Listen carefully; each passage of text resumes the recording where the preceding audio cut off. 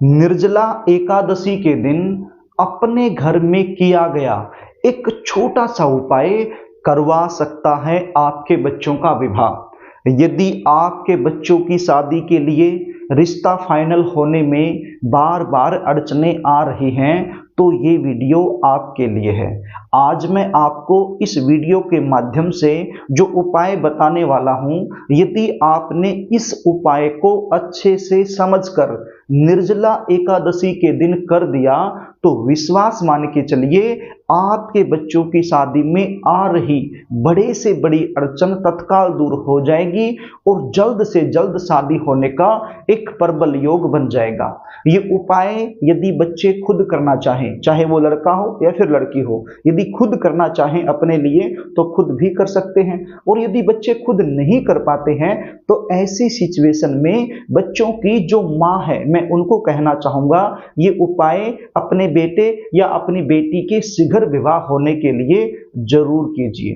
कई बार सिचुएशन क्या होती है, आपके जो बच्चे हैं वो दिखने में सुंदर होते हैं, अच्छी खासी उनकी जॉब भी होती है, भगवान की कृपा से आपका बैकग्राउंड भी अच्छा होता है, बच्चे अपना खुद का बिजनेस कर रहे होते हैं।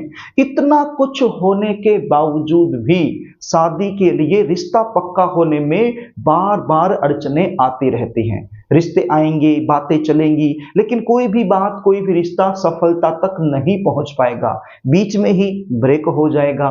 देखने वाले आएंगे, देखकर चले जाएंगे, लेकिन किसी भी प्रकार का पॉजिटिव रिप्लाई सामने से आपको मिल नहीं पाएगा। आप इंतजार करते रहोगे। कुछ ऐसे रिश्ते आएंगे जो आपके लेवल के नहीं हैं, आपको पसंद नहीं है तो आप अपनी तरफ से मना करते रहोगे।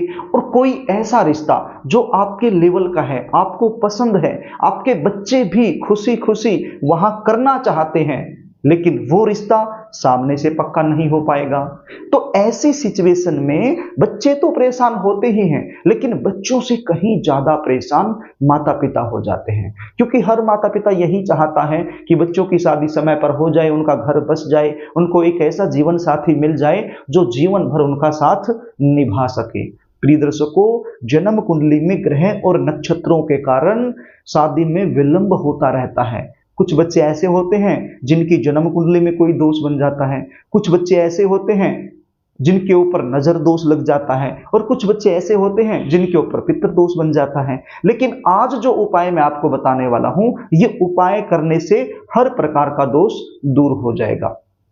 उपाय बताऊं इससे पहले आपसे निवेदन करना चाहूंगा, यदि आप चैनल पर नए हैं और अभी तक आपने इस चैनल को सब्सक्राइब नहीं किया है तो मुझसे लगातार जुड़े रहने के लिए इस चैनल को सब्सक्राइब कर लीजिएगा और बेल आइकन को भी प्रेस करके रखिएगा, ताकि हमारी आने वाली जो भी नई वीडियो है उसका नोटिफिकेशन आपको मिल जाए और वो वीडियो आप आसानी से देख पाएं।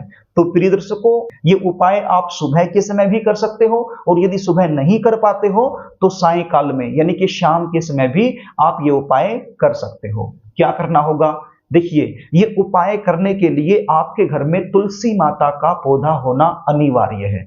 तुलसी माता का पौधा जब आपके घर में होगा तभी आप ये उपाय कर पाओगे। यदि तुलसी माता का पौधा आपके घर में नहीं है, आसपास कहीं मंदिर में है, तो वहां जाकर भी आप ये उपाय कर सकते हो। तो कौन कौन सी चीजें आपको लेनी है ये उपाय करने के लिए, उसको ध्यान से सुन लीजिए। एक हल्दी की गांठ आपके पास होनी चाहिए, बिल्कुल साफ सुथरी हल्दी की गांठ होनी चाहिए। थोड़ी सी रोली होनी चाहिए, एक कटोरी के अंदर थोड़ी सी रोली डाल के उसमें थोड़ा सा पानी डाल करके रोली का घोल तैयार कर लीजिए। और एक कलावा आपके पास होना चाहिए। कलावा समझते हैं, मोली का धागा जिसको बोलते हैं, हाथ पर बांधा जाता है रक्षा सूत्र के रूप में, तो वो आपके पास होना चाहिए। और एक शुद्ध देसी घी का दीपक आप तैयार कर लीजिए। दीपक आप मिट्टी का भी ले सकते हो, आटे का भी बना सकते हो। उसके अंदर गोल वाली बत्ती यानी जो खड़ी बत्ती है वो आपने लेनी है, और शुद्ध देसी घी उसके अंदर आप डाल लीजिए। तो ये सारी चीजें लेकर जहां पर तुलसी माता का पौधा है वहां पर जाकर बैठ जाइए, और ये जो शुद्ध देसी घी का दीपक है इसको आप जला लीजिए। और उसके बाद ये हल्दी की गांठ जो है इसको आप उठाइए और इस हल्दी की गांठ पर एक बिंदी लगाइए। बिंदी कैसे लगाओगे, जो कटोरी के अंदर रोली का घोल आपने तैयार कर रखा है उस रोली की सहायता से एक बिंदी लगा दीजिए सबसे ऊपर की साइड में। अब कौन सी उंगली से लगानी है, ये जो सबसे छोटी उंगली है इसके पास वाली ये जो उंगली है इसको अनामिका उंगली बोलते हैं, रिंग फिंगर भी बोलते हैं। तो इसी की सहायता से आपने तिलक करना है।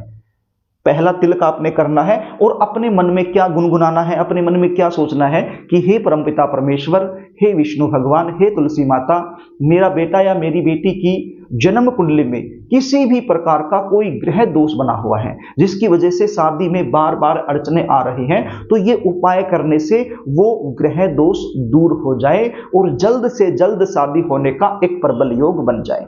इस प्रकार से आपने अपने मन ही मन में बोलना है। उसके बाद आपने दूसरा तिलक लगाना है। इसी उंगली के साथ जो पहला तिलक आपने लगाया है उसके थोड़ा सा नीचे दूसरा तिलक लगाना है और मन में क्या महसूस करना है कि हे परमपिता परमेश्वर, हे विष्णु भगवान, हे तुलसी माता, मेरा बेटा या मेरी बेटी के ऊपर किसी भी प्रकार का यदि पितृदोष लगा हुआ है, किसी भी प्रकार का कोई भी पितृदोष यदि लगा हुआ है जिसकी वजह से शादी में बार बार अड़चने आ रही हैं, तो ये उपाय करने से पितृदोष शांत हो जाए और जल्द से जल्द शादी होने का एक प्रबल योग बन जाए।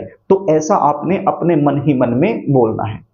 अब आपने तीसरा तिलक लगाना है। इसी प्रकार से जो दूसरा तिलक लगाया है ठीक उसके थोड़ा सा नीचे आप तीसरा तिलक लगा दीजिए और मन में महसूस क्या करना है, मन ही मन में क्या बोलना है कि हे परमपिता परमेश्वर, हे विष्णु भगवान, हे तुलसी माता, मेरा बेटा या मेरी बेटी के ऊपर किसी भी प्रकार का नजर दोष यदि लगा है, कोई भी यदि नजर दोष लगा हुआ है, तो ये उपाय करने से वो नजर दोष दूर हो जाए और जल्द से जल्द शादी होने का एक प्रबल योग बन जाए।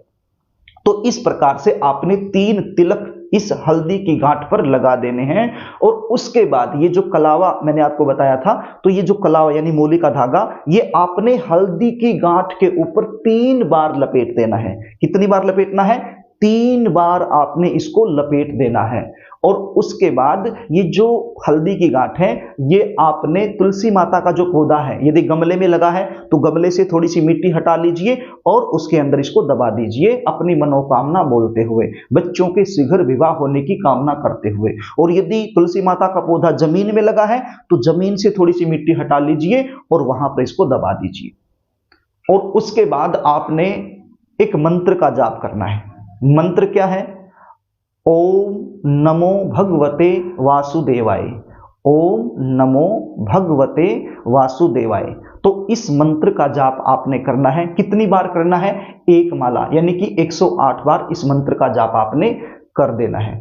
प्रिय दर्शकों, जो दीपक मैंने बताया था वो दीपक आप थोड़ा सा तुलसी माता से दूरी में लगाइए, बिल्कुल इस जगह पर मत लगा देना, क्योंकि दीपक से जो अग्नि निकलती है उस अग्नि की चपेट में तुलसी माता के पत्ते नहीं आने चाहिए। तो थोड़ा सा दूरी में आप तुलसी माता के पास में लगाना है, लेकिन इस प्रकार से लगा दीजिए कि उसकी अग्नि से तुलसी माता को कोई नुकसान ना हो।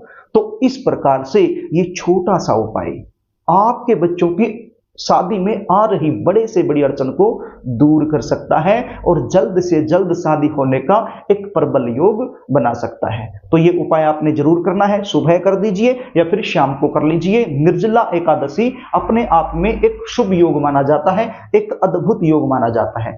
इस दिन पर भगवान विष्णु की विशेष कृपा होती है। तो ये उपाय यदि आप करेंगे तो आपकी जो मनोकामना है वो अवश्य ही पूर्ण होगी। प्रिय दर्शकों, यदि आप अपने बच्चों की जन्म कुंडली का विश्लेषण मुझसे करवाना चाहते हैं, जन्म कुंडली दिखाकर ये जानना चाहते हैं कि आपके बच्चों की शादी में देरी क्यों हो रही है और आपको क्या करना चाहिए जन्म कुंडली के आधार पर और क्या नहीं करना चाहिए, आपके बच्चों की शादी कब होगी, कौन से महीने में होगी, कौन से साल में होगी, शादी के बाद का जीवन कैसा रहेगा, जीवन साथी कैसा मिलेगा, शादी कौन सी दिशा में होगी, यदि इस प्रकार की सारी जानकारी आप मुझसे लेना चाहते हैं तो स्क्रीन पर दिए गए व्हाट्सएप नंबर के जरिए आप हमसे संपर्क कर सकते हो और जन्म कुंडली का साइंटिफिक तरीके से सटीक विश्लेषण करवाकर संपूर्ण जानकारी आप मुझसे प्राप्त कर सकते हो। तो प्रिय दर्शकों, यदि कार्यक्रम आपको अच्छा लगे तो इस वीडियो को लाइक जरूर कर देना और कमेंट बॉक्स में जय तुलसी माता जरूर लिख देना। और एक बार फिर आपसे निवेदन कर रहा हूं, यदि चैनल को सब्सक्राइब आपने नहीं किया है तो मुझसे लगातार जुड़े रहने के लिए चैनल को सब्सक्राइब जरूर कर लेना। आज के लिए बस इतना ही, आगे फिर मिलेंगे, तब तक के लिए नमस्कार।